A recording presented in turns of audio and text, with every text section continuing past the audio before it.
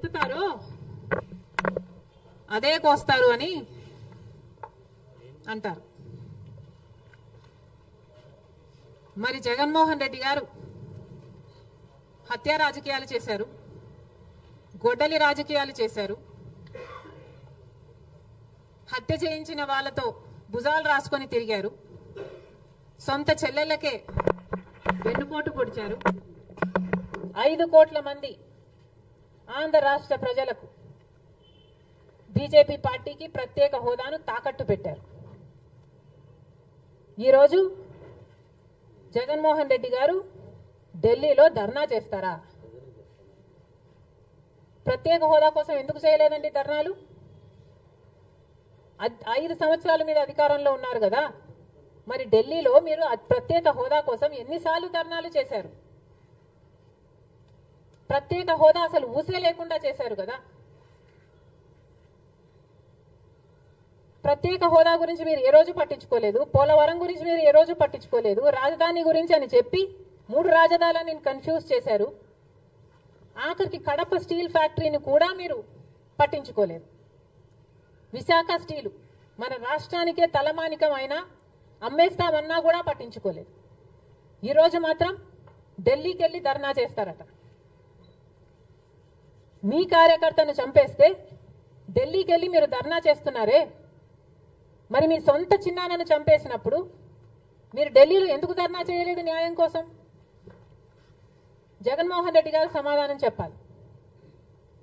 ఒకవైపు ఇక్కడ అసెంబ్లీ జరుగుతుంది, అసెంబ్లీ జరుగుతున్న సమయంలో మీరు అసెంబ్లీలో ఉండకుండా ఉండే ధైర్యం మీకు లేక ఇలా సాకులు వెతుక్కొని మీరు ఢిల్లీ వెళ్తామంటున్నారే. అంటే అసెంబ్లీలో ఏ బిల్లు ప్రవేశపెట్టినా అది ప్రజలకు వ్యతిరేకమైన అది పాస్ అయిపోవాలనా? మీరు ఉన్నదే 11 మంది, కనీసం ఆ బిల్స్ మీద డిస్కషన్ మీకు అవసరం లేదా? మీరు కొట్లాడాల్సిన అవసరం లేదా? ఏం ఆలోచన చేస్తున్నారు జగన్మోహన్ రెడ్డి గారు? అసలు ఈ వెనుకొండలో జరిగిన హత్య కూడా పొలిటికల్ మర్డర్ ఇది కానే కాదు, ఇది వ్యక్తిగత మర్డర్ అని కూడా అంటున్నారు కదా. మేము ఏదో సాక్షి మీడియానో లేకపోతే టీడీపీ మీడియానో పట్టుకొని మాట్లాడడం లేదు. మా ఎంక్వైరీలు మేము చేసుకొని న్యూట్రల్ మీడియాతో లోకల్గా మేము మాట్లాడిన తర్వాత మేము వచ్చిన కన్క్లూషన్ ఏమిటి అంటే ఇది వ్యక్తిగత మర్డర్. మొన్నటి వరకు కూడా హత్య చేసిన వాళ్ళు, హత్య గురైన వాళ్ళు ఇద్దరూ వైసీపీతోనే ఉన్నారు. మరి అలాంటప్పుడు ఇది పొలిటికల్ మర్డర్ ఎలా అవుతుంది? ఈ పొలిటికల్ మర్డర్ అని మీరు చెప్పి మీరు ఢిల్లీకి వెళ్ళి ధర్నా చేస్తున్నారా? దేనికి? మీ ఉనికి కాపాడుకోవడం కోసం, మీ పార్టీ కోసం అని చెప్తున్నారు. ప్రజలు ఏం ఆలోచిస్తారు? ఈరోజు వరదలు వస్తున్నాయి మన రాష్ట్రంలో, వారిని వెళ్ళి పరామర్శించాలని మీకు అనిపించలేదు.